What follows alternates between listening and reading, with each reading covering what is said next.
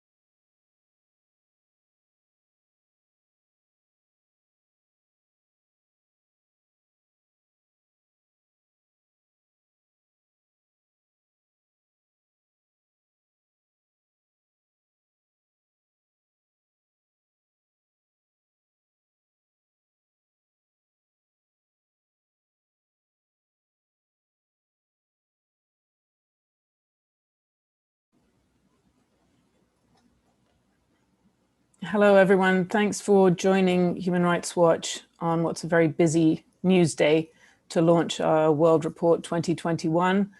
We're going to start in a couple of minutes. We're just going to give people another couple of minutes to join the press conference. So please stay with us. Be patient.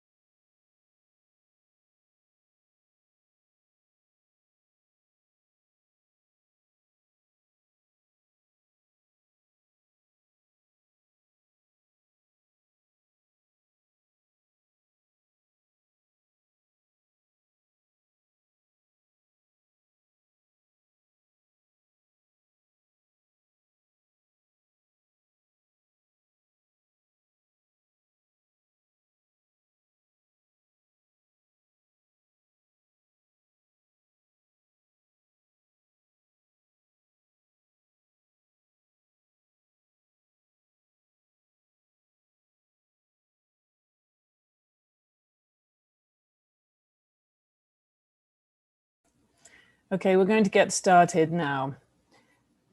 So welcome and thank you all for coming to the launch of Human Rights Watch's 2021 World Report. My name is Emma Daly and I'm the Acting Chief Communications Officer at Human Rights Watch and your moderator today. In a moment, I will ask Ken Roth, our Executive Director, to talk to us about global trends in human rights and our World Report. But of course, before we get started, we have a few important Zoom housekeeping announcements. Ken will be speaking in English. You have the option of listening to the English or selecting Spanish interpretation, which you can choose at the bottom of your screen.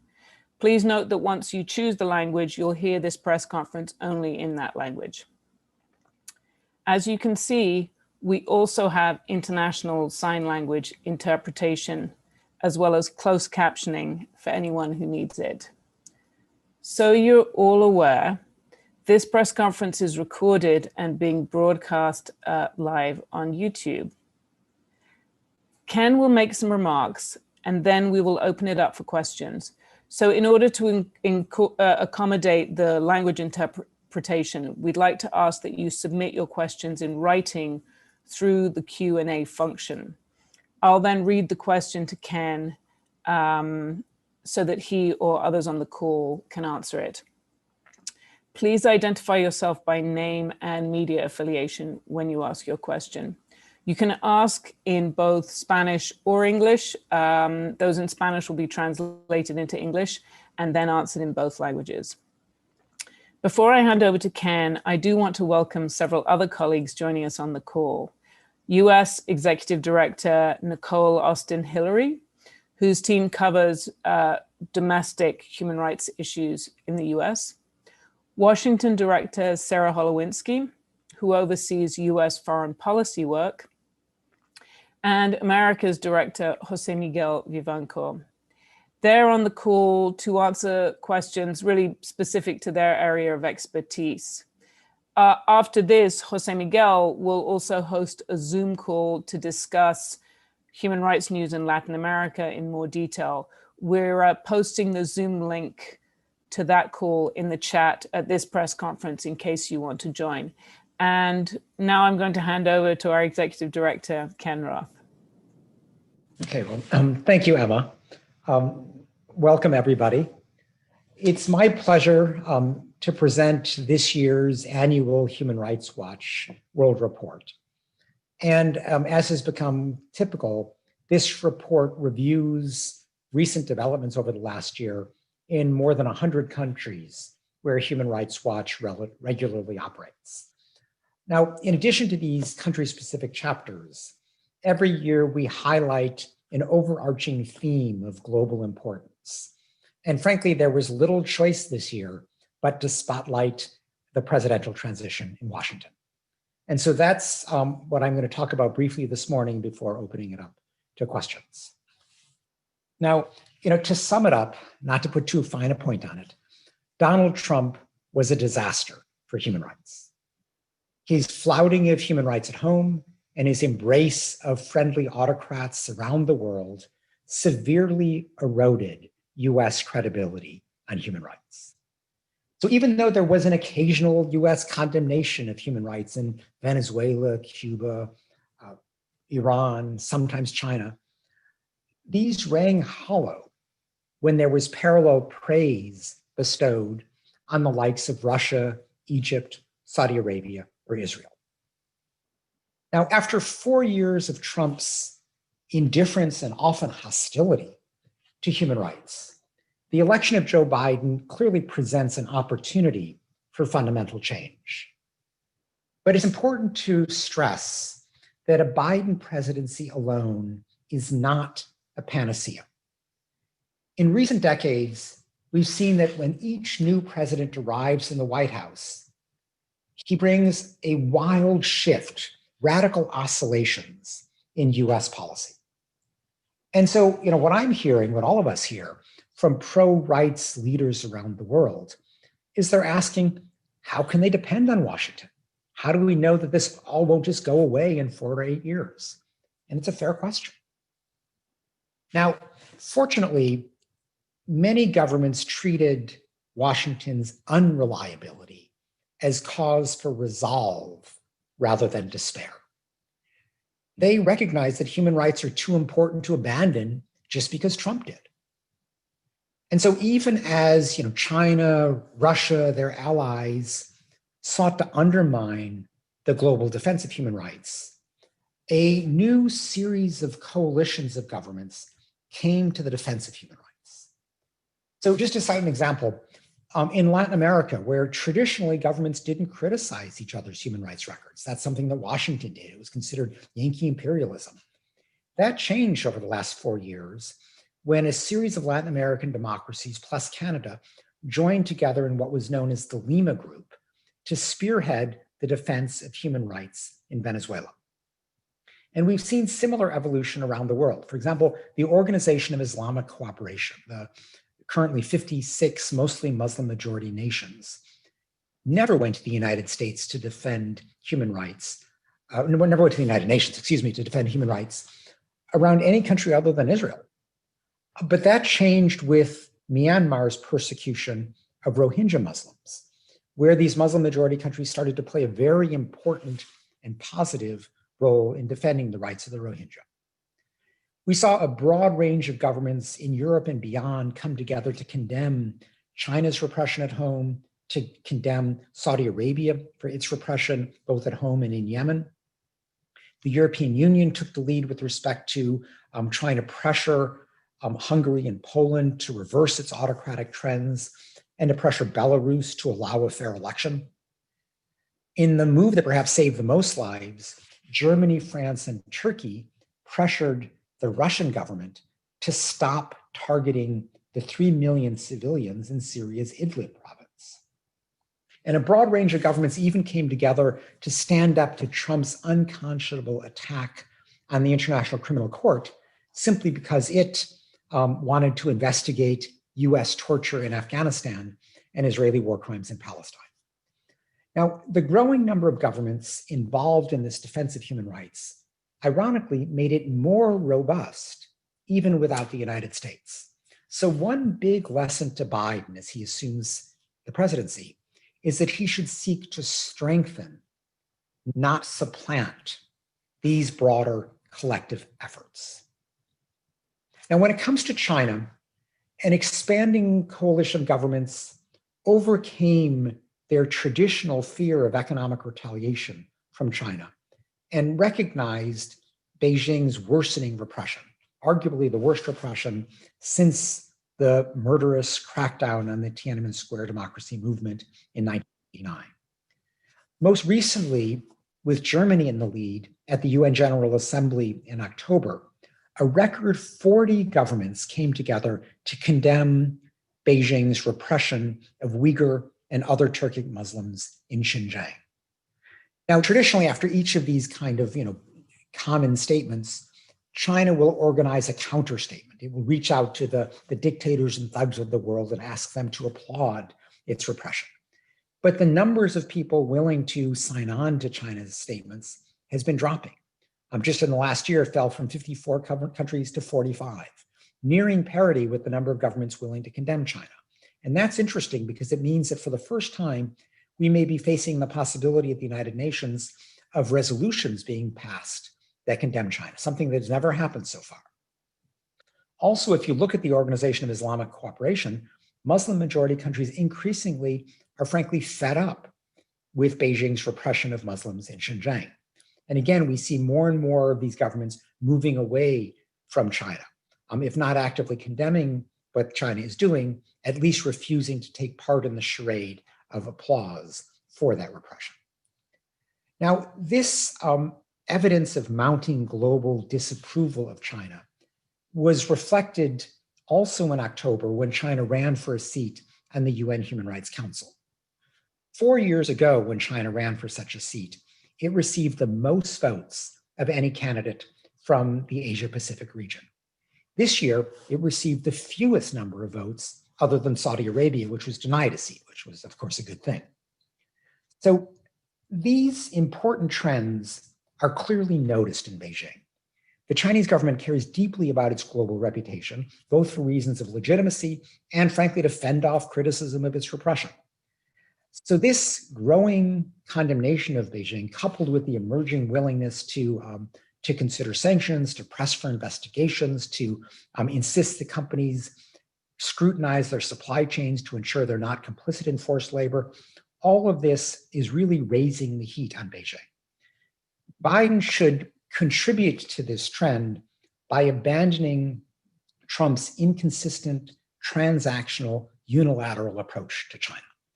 Trump's approach basically discouraged other governments from joining him. They didn't want anything to do with his personal agenda. Instead, Biden should adopt a more principled, consistent, and multilateral approach to maximize the ability to change Beijing's conduct. Now, more fundamentally, Biden's big challenge is not simply to reverse Trump's damage to human rights, important as that is, but also to change the narrative on human rights in a more fundamental way, so that way it can better survive future changes of administration.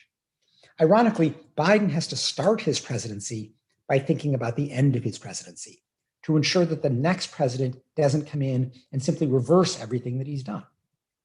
Now, given the slight majorities that the Democrats now hold in both houses of Congress, some of this could be done by legislation, and we certainly encourage that. Ideally, we'd love to see treaties ratified, but getting 2/3 of the Senate to agree to that and bring the United States into line with most of the rest of the world is going to be difficult. Biden should certainly allow justice to pursue its course with respect to Trump, to show that no one is above the law, or as Biden recently put it, that the president is not a king. Now, there obviously are impeachment proceedings taking place right now. Likely by the end of the day, impeachment will be a reality. But it's important that Biden also allow criminal justice to occur.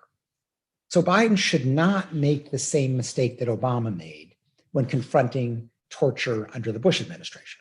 He should not look forward, not back, as Biden said, leaving a precedent of impunity that only encourages more outrages.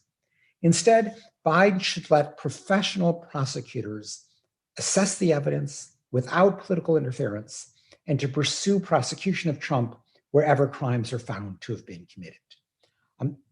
Biden should not order prosecution. That would be seen as vindictive and personalized. He should just stand out of the way and let professional prosecutors do their work. And certainly, they should examine what happened last week, Trump's encouragement of a mob, including many white supremacists, to attack the Capitol. They should examine his calls to Georgia election officials, asking them to find 11,000 more votes. And they should be open to other crimes that Trump may have committed, whether his tax returns or his use of his office to advance his economic interests.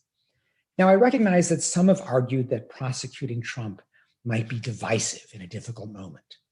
But it's frankly more important to uphold the principle that even the president is subject to the rule of law. And frankly, I would hope that most people in the United States can find reconciliation around reasserting this important principle of the rule of law.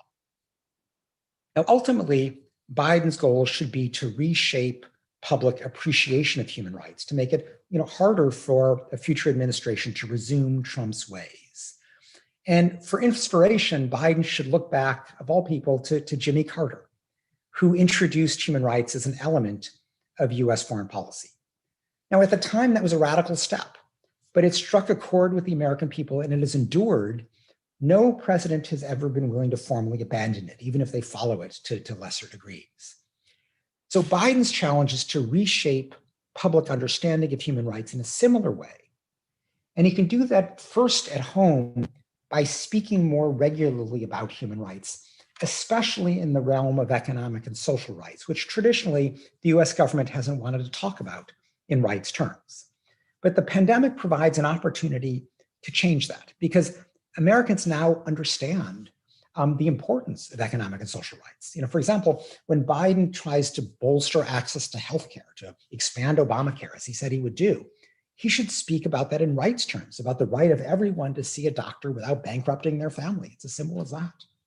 When he pushes for a new stimulus package for unemployment assistance, he should stress the right of everyone to put food on their table, to have a basic sustenance, even if they lose their job in the midst of a lockdown. This kind of more regular invocation of rights around issues that Americans care deeply about would help show the fundamental values involved and make it harder for the next administration, if it's so inclined, to do an about-face. Now, with respect to US foreign policy, Biden should affirm that promoting human rights is not just an element of US foreign policy, the way Jimmy Carter did, but a guiding principle. That doesn't mean human rights always prevail, but they should be a very important consideration in all circumstances. And then to make that stick, he should follow that guiding principle even when it's politically difficult. That means transcending the double standards that so often have infected US foreign policy in the past. So for example, Biden might say, the US is no longer going to supply military aid or sell arms to systematically abusive governments. But then he should stick with that principle and stop arms sales or military aid to the likes of Saudi Arabia, Egypt, the United Arab Emirates, or Israel. He should be more outspoken about governments that systematically violate human rights, even if they're friendly.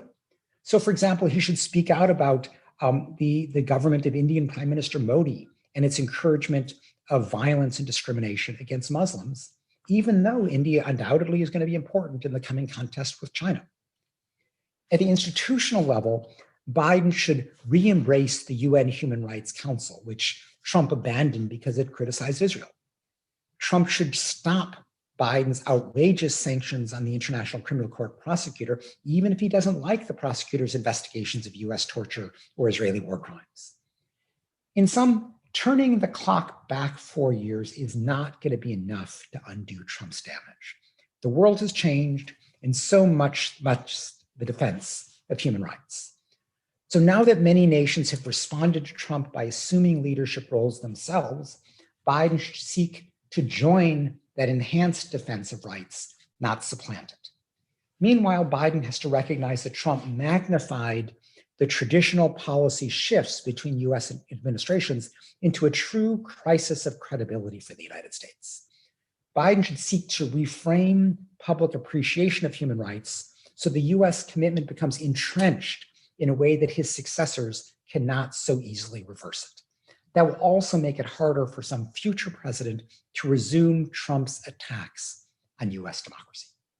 I'll conclude there, and I would welcome your questions. Thank you so much, Ken, for that illuminating introduction.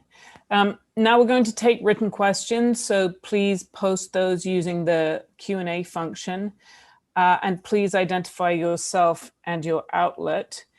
I'm happy to say also that we've been joined by Human Rights Watch's UN Director, United Nations Director Lou Charbonneau, so he'll be available as well if we have any questions that go deep into UN policy. Ken, I'm going to start with a question from Twitter. With regards to, you've touched on this, but to speak a little bit more, with regards to the abuses unfolding in Xinjiang, China, what can the world actually do to stop this happening?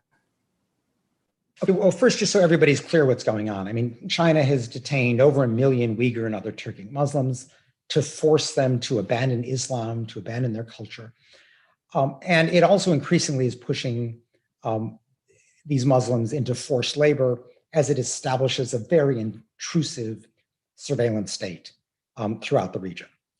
Now, part of what has to happen is we need to continue this trend that we've seen over the last 2 years of governments banding together in growing numbers to condemn what's happening in Xinjiang. And it's particularly important to target the Muslim majority nations of the Organization of Islamic Cooperation. So far, only 3 Muslim majority countries have come out and actually condemned China: Albania, Bosnia, and Turkey. But there are many more that are sitting on the fence. I've spoken with many of them, and I think that they can be brought on board. China is very attentive to this kind of criticism, particularly from the global South. And if the US were to be a real partner in bringing on others, if France would do much more than it has to date, that could make a big difference in showing China how isolated it is. It's also, frankly, important to push for an investigation. The UN High Commissioner for Human Rights, Michelle Bachelet, has been, I think, negotiating for 2 years maybe to send her team into Xinjiang, and nothing is happening. She needs serious backing. A genuine, independent, unfettered investigation would immediately force China to change its practices.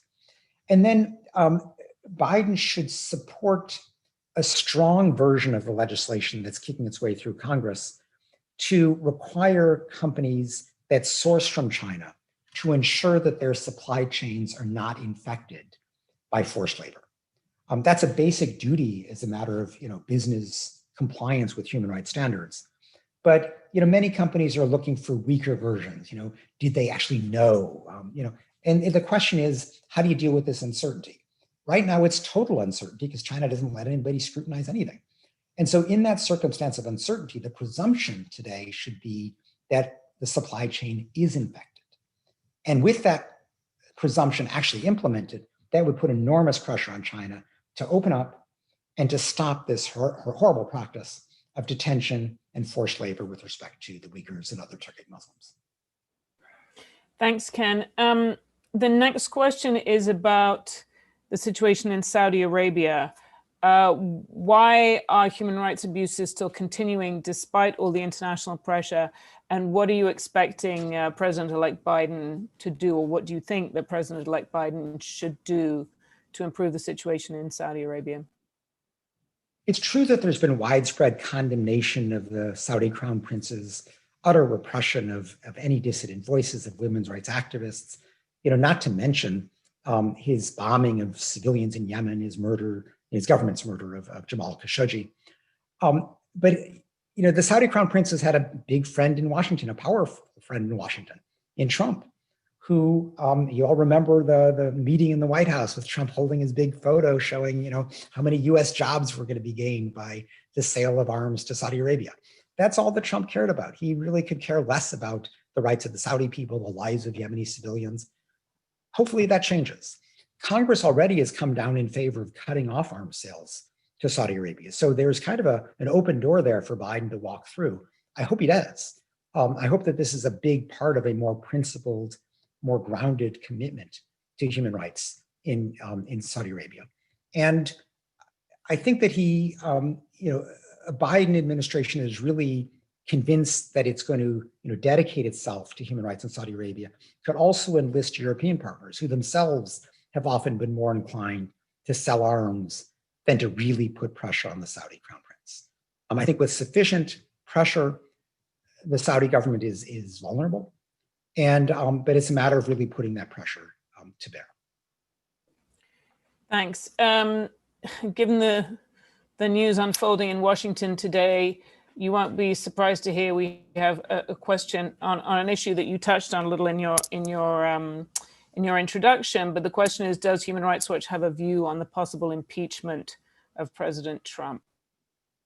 I mean, look, at this point, impeachment is a foregone conclusion. I think by the end of the day, Trump will have been impeached for a second time.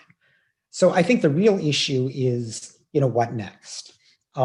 Probably the trial in the Senate won't take place until after January 20th.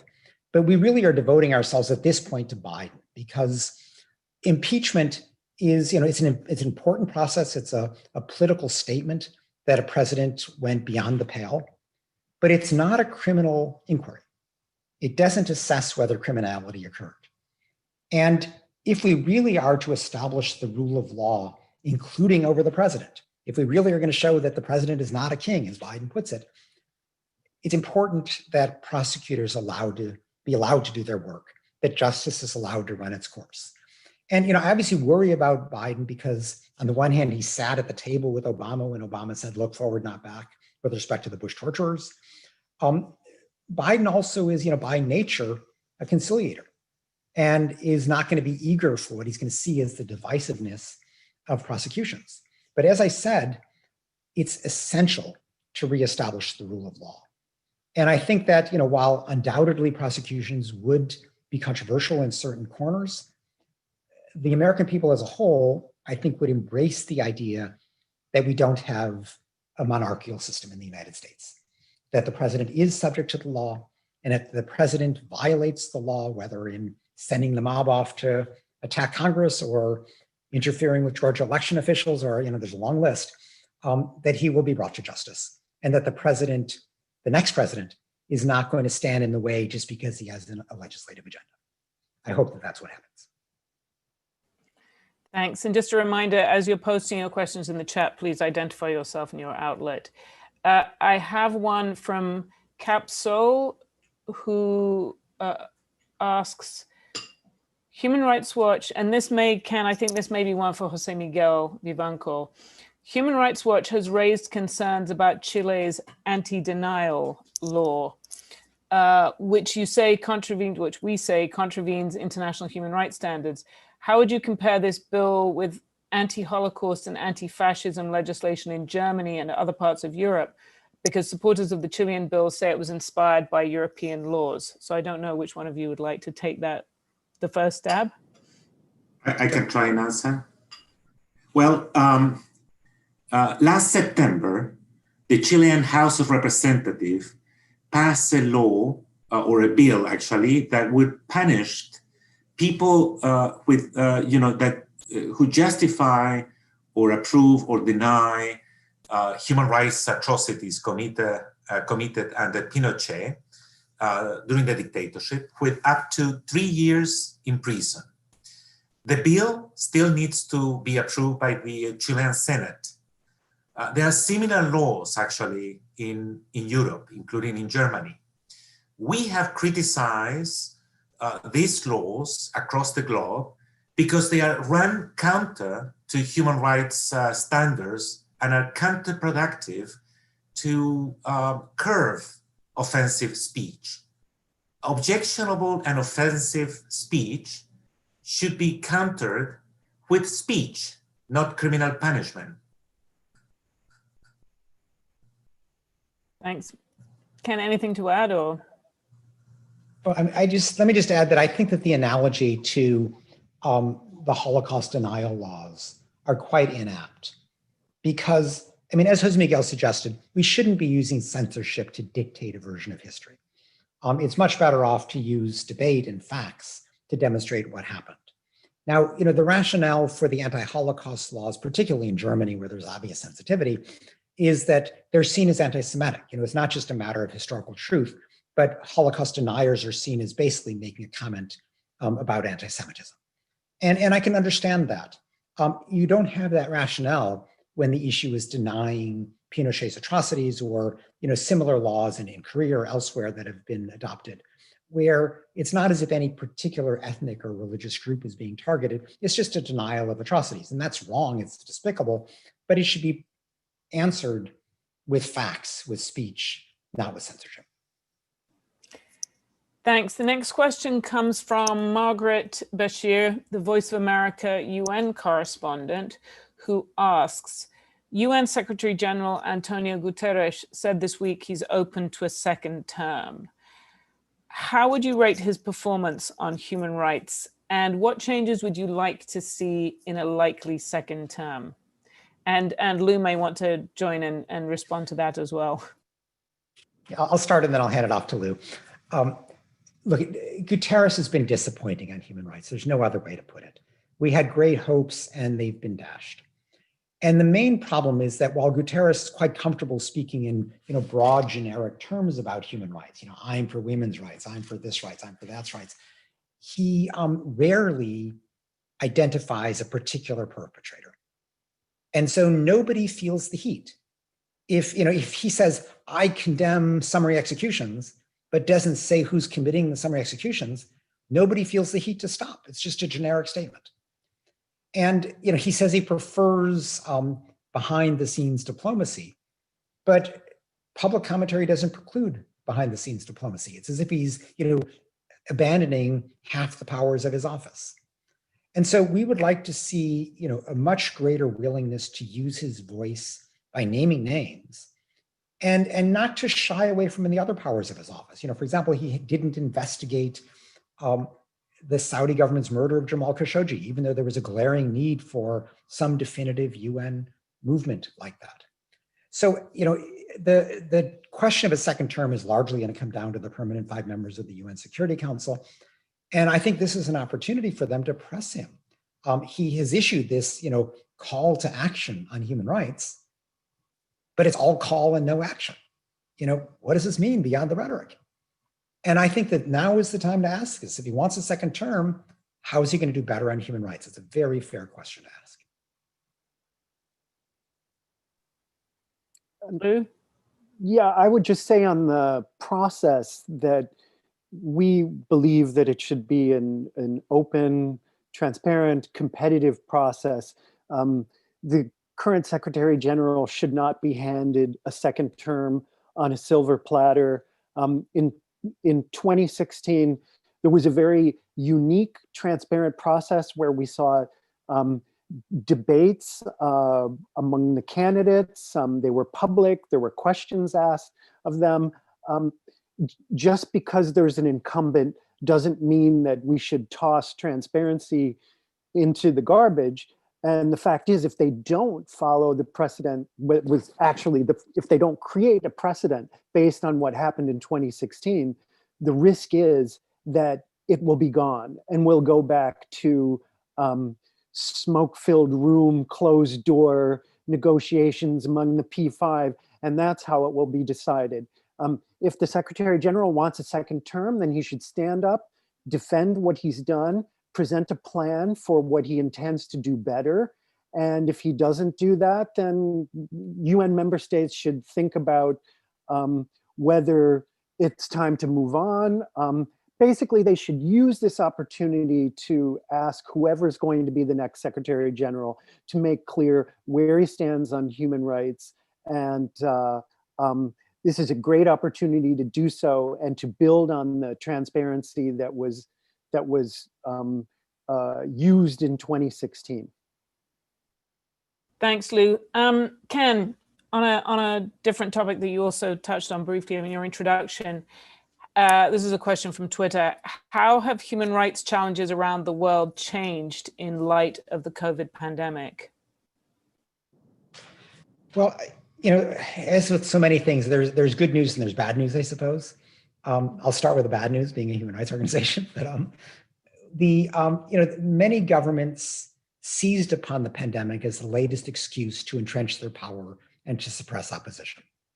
And we saw this, with Viktor Orban in Hungary, who, immediately declared dictatorial powers, the power to rule by decree without parliament, because he was going to be the great savior with respect to the pandemic, even though, he takes European Union funds, builds football stadiums with them to pay off his cronies, and leaves Hungarian hospitals in a decrepit state. Tomorrow, Uganda has a big election for president and parliament. President Museveni has used the pandemic as an excuse to quash the political rallies of his principal opponent, Bobi Wine, while allowing his rallies to go forward. These kinds of pretextual uses of the pandemic have been quite common. One thing we've learned is that public health requires the free flow of information and freedom to criticize the government's response in order to correct it and move in a more productive direction. And so an example where this has all gone wrong is in Egypt, where President Sisi has imprisoned doctors who criticize his poor response to the pandemic, with the result that he continues to shovel money at the army, his main backers, neglecting Egyptian hospitals. The worst case in many ways was right at the beginning of the pandemic in Wuhan, where for 3 weeks, the Chinese government censored the whistleblowing doctors who tried to warn us that the virus didn't come directly from the market exclusively, but it also is being transmitted from person to person. And by the end of those 3 weeks, millions of people had fled Wuhan, 3,500 a day traveled internationally, and we had a global pandemic. So that shows what happens when a government prioritizes its own political interests, self-preservation, over public health. And I think we've learned one is, if you want a real public health policy, you've got to insist on an open dialogue, on open flow of information. Now, on the positive side, I think the pandemic has shown us, in a corny sort of way, that we are all connected, that we can't just protect ourselves and neglect others. So if you allow racial minorities to be neglected, if you allow lower income people to be neglected, the virus flourishes there and then it moves. and it'll come back to haunt us. So I think we've seen that we need a universal right of access to healthcare. We need universal access to basic necessities when the economy is forced to slow down in times of adversity like this. And I think there's much greater public support for these innovations than had been the case in the past, at least within countries. And the next step is going to be to try to build similar support for international solidarity, which is still, I would say, a work in progress. Well, just to follow up on that, there is a question from Thomas Billand who asks, how will Human Rights Watch support the Biden administration in achieving positive human rights change? And is there a realistic chance that the UN can help to deliver that change? Well, that's kind of a big question. But obviously, in terms of global human rights policy, it's kind of what I just outlined before. We really want to encourage the Biden administration to treat human rights as a guiding principle, to mean it, to do this in a different way from the past, not just give it lip service, but live by it. And our sense is that if Biden really does entrench human rights as a more living, meaningful aspect of US foreign policy, then it's harder for this, oscillation to continue and for the next president to just throw out everything that the current administration had done in terms of human rights, as we've seen so often each time the presidency changes in Washington. With respect to the pandemic, it's obviously the World Health Organization that has been at the forefront of the response as for the United Nations. And Biden has already indicated that he will stop Trump's withdrawal from the WHO, which is the right thing to do. There are things he could do to help strengthen the WHO. The WHO, first of all, has problems of access. We see this right now where they're negotiating for a team to go back into China. And they're getting nowhere. The last investigation they had spent 8 days in the country. The Chinese government made them walk around irrelevant parts of China for 7 of those days. Only on the last day did they get to go to Wuhan, and they didn't get to talk to anybody of significance or see anything of significance. It was a complete show. And then WHO, parroted the party line with respect to, at that point, a relative lack, supposedly, of human-to-human transmission.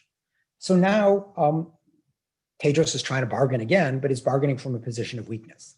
The US could help to make membership in the WHO require every member to issue an open invitation for investigators to come and look at their territory whenever they want if there's evidence of an outbreak. Because this tendency to cover up that we see in China today, we saw in Guinea with the Ebola outbreak, we saw it in Syria with polio, we see it around the world with cholera. It's very common for governments to cover up. And the US can help to strengthen the WHO's ability to investigate. The other thing I think that they can do is really to learn from the UN Human Rights Council. And that is to say, WHO is not in a position where it can criticize its funders. And it was a bit of an unfair criticism of the WHO that, Tedros wouldn't criticize China because China is such a powerful player. But the US could help set up an independent panel that would be able to criticize governments that don't cooperate with international health regulation requirements. And I think that too would be the kind of thing that would strengthen the medical architecture, the public health architecture, in a way that allows WHO to emerge from this more strongly or stronger than it has going into it. Thanks, Ken. A question from Paul Gray. Can you please comment on the recent actions by social media companies to censor individuals such as US President Trump? Yes. Well, I should begin by saying I think they did the right thing, probably belatedly. But, social media companies, like any company, have a duty to avoid complicity in human rights violations. And Trump was openly using the platforms, particularly Twitter, to promote his mob, including white supremacists, to attack the Capitol. He was applauding, white supremacists in Charlottesville on up to the present. This was an ongoing problem. We see a threat of this in state capitals today, on Inauguration Day on January 20th. So I think the social media companies just recognize that they warned Trump, but he proved to be incorrigible, and they could no longer afford to be complicit in these violent attacks on democracy and on basic rights. But I don't want to stop there because it's not that simple. I think we have to recognize that these platforms have become, in many ways, the public domain. This is where a lot of conversation takes place.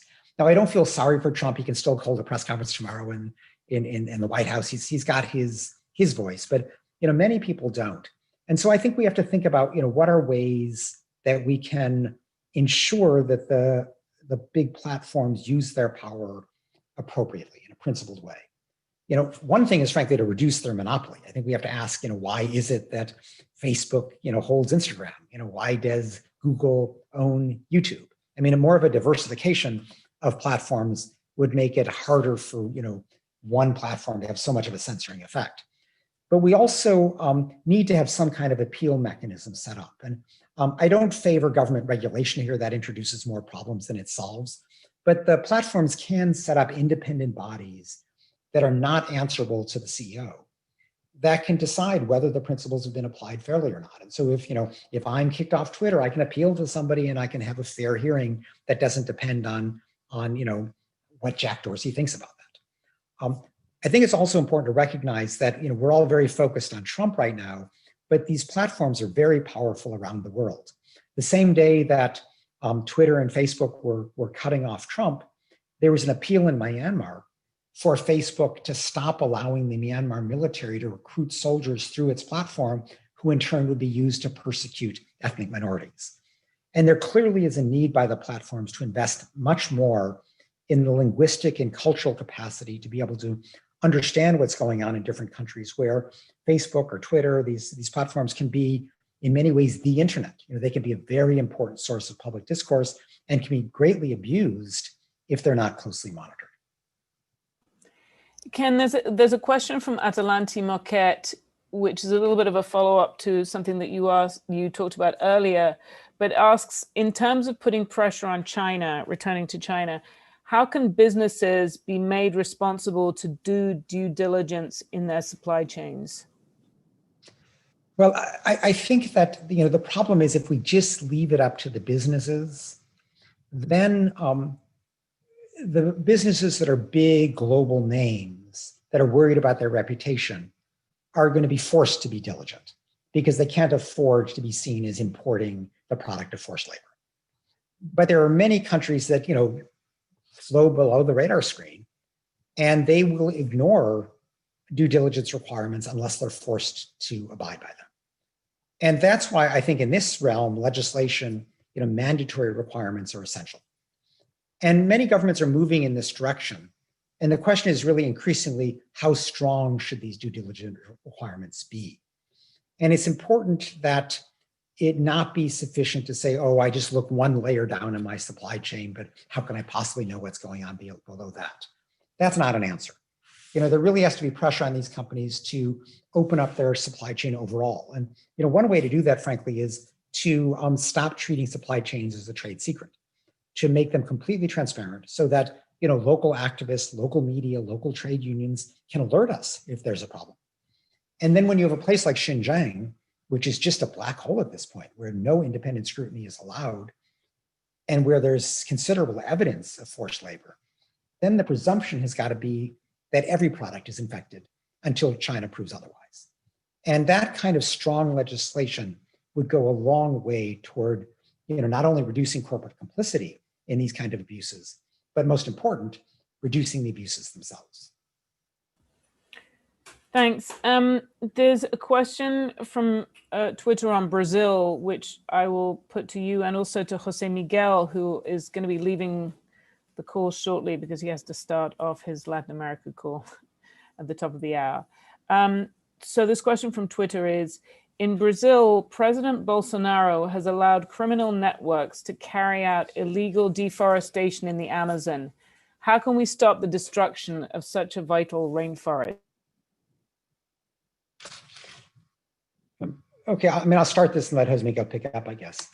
First, the premise of the question is absolutely accurate. Bolsonaro has completely green-lighted these criminal cartels, which have been attacking forest defenders, the indigenous people, the local activists, even the official environmental regulators, and just going forth and utterly destroying the Amazon. And that, fortunately, has led to significant pushback. And the most significant source of pressure so far has been from the European Union. There is a trade deal that has been negotiated and agreed to, but not ratified, between, on the one hand, the European Union, and on the other hand, Mercosur, the South American trade bloc, of which Brazil is the largest member. And one of the terms of that trade deal is Brazil's got to stop deforestation of the Amazon. And European governments rightly say, we're not ratifying this until Bolsonaro stops this. And that is very significant pressure. Brazil wants this trade deal. So we've seen, some, I would say, so far largely token steps by Bolsonaro. He created a so-called Amazon Council to address deforestation. He deployed the military in the Amazon, but he has not made any real progress in reducing deforestation. And of course, part of that is that he had the benefit of a kindred president in the White House who also didn't care about deforestation, didn't care about climate change, and who embraced Bolsonaro because they shared so many tendencies. That's about to change. And we have a president now who is not going to cozy up to autocrats, but is going to clearly, definitively distance himself from them, and a president who cares deeply about climate change. So suddenly Washington is going to add its voice and its clout to that already being exercised in Europe. And this is going to be, a double whammy that I suspect Bolsonaro is going to feel. I certainly hope he does, because what's been going on in the Amazon is disastrous for the people of Brazil and potentially disastrous for the global effort to fight climate change. Thanks. Moving to the other side of the world, we have a question. You mentioned the Ugandan elections, which are taking place tomorrow. But we have a question about repression in Uganda, what we have to say about the repression ahead of the general election, and then also what we think the US government could do there. So I don't know if you want to take that and then perhaps turn over to Sarah on what Sure. we expect the Biden administration to do, what we would want them to do. Yeah, I mean, sadly, this has been a quite violent campaign, not because of campaigners, but because of the government. As I mentioned before, Museveni has used the pandemic as a pretext to try to shut down campaigning by his principal opponent, Bobi Wine. And his security forces have shot people. There have been scores of people killed. There have been widespread beatings. Bobi Wine's car himself has been attacked. He himself has been beaten. I mean, here's like the leading presidential candidate who runs around the country with a helmet and a bulletproof vest. That says it all. So Museveni is clearly terrified that he's going to lose, and is doing everything he can to change the rules, to game the system in the hope of announcing a victory tomorrow. Now, the US government, was hoping to deploy observers, electoral observers, but they just announced that Museveni's even blocking that. He's not giving them the accreditation that they need. Why would he block this if he wasn't, planning some real effort to steal the election? So, I think the question is going to come up, if Museveni doesn't allow a fair polling to go forward, what are the steps the US government can take? And I'll let Sarah address that. Thanks, Ken. So I want to pull back into the big picture of what the US can do in Uganda and lots of other places where we're seeing this kind of regression on human rights, and that's through its security assistance. So the United States offers security assistance around the world, including to human rights abusers, and hopes to gain some influence through that process. We've seen several nominees come forward from Biden who care deeply about Africa, including the new Secretary of State, Tony Blinken, the new ambassador to the US to the United Nations, Linda Thomas Greenfield, both of whom have very relevant experience in Africa and including on Uganda. And so whereas President Trump neglected the continent, we hope to see Biden put renewed interest in it. And of course, Uganda receives quite a lot of security assistance from the United States. one thing that Human Rights Watch wants to see across the board is human rights considerations, including patterns of behavior in the countries that the United States is giving security assistance to, considered in every decision to send weapons, arms, material, technology, training, and equipping. Thanks, Sarah. Here's a good follow-up for you that's just come in from Twitter, which is, how will US foreign policy change under Biden, or how do we expect it to change, especially in the Middle East and the conflict in Yemen? And Ken can also jump in after. Sure. Well, I think a lot of the nominees that Biden has put forward have questioned why the United States ever got involved in Yemen, particularly arming Saudi Arabia and the United Arab Emirates. And of course, President Trump just put through Congress a major notification to give billions in F-35 fighter jets and armed drones to the United Arab Emirates that, of course, we want to see halted immediately and restarted only pending some sort of human rights review. We at Human Rights Watch have documented many violations of human rights in Yemen by the Saudi coalition. And so we're hoping to see that be one of the big changes in policy that the Biden administration takes immediately. Thanks. And Ken, before you join in, if you want to, I'm being reminded that we should be speaking a little bit more slowly, please, so people can understand easily. I'm always guilty of that. Let me, I mean, I don't have a lot to add to what Sarah said, other than that, we should remember that Congress already voted to cut off arms sales to Saudi Arabia. And Trump, proceeded because he cared more about jobs than Yemeni civilian lives. And so I think that it's going to be relatively easy for Biden to move forward and cut those arms sales. The UAE is pulled out of the Saudi-led coalition. It now these days isn't engaged in the bombing, but it still is a key partner on the ground. Itself has still been responsible for torture and detention and the like. And of course, the UAE is a highly repressive government at home.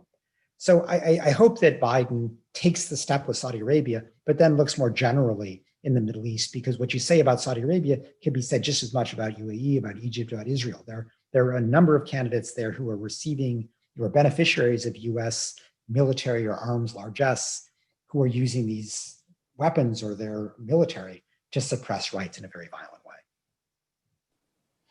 Thank you.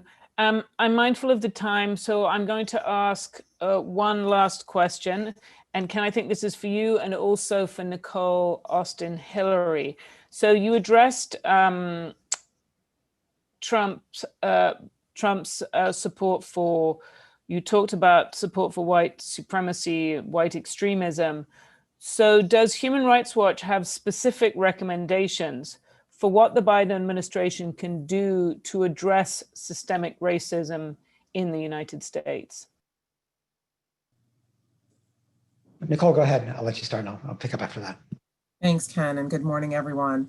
So just to be clear, when we talk about systemic racism, what we are talking about are policies and practices that exist that have the effect of impairing someone's basic rights to housing, education, healthcare, all of those practices and policies that would allow people to live freely and in an equitable environment.